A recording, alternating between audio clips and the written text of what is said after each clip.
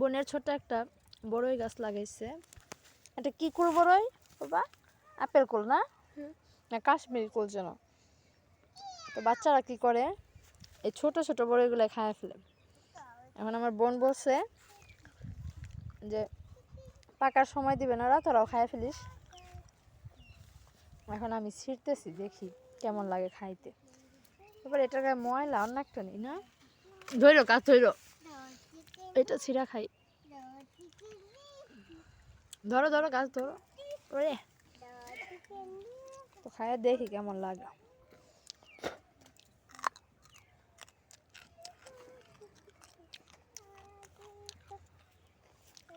অত মিষ্টি না, আবার কষ্টিও না, হালকা হালকা মিষ্টি আর কি, খারাপ না। বেশি বড় না কিন্তু গাছটা, একদম ছোট গাছ। এর মধ্যে পুরা গাছ খুঁজলে না হলে 50টা বড়ি পাওয়া যাবে। তো আপনাদের কার কার বড়ি খেতে ভালো লাগে কমেন্ট করে জানাতে পারেন।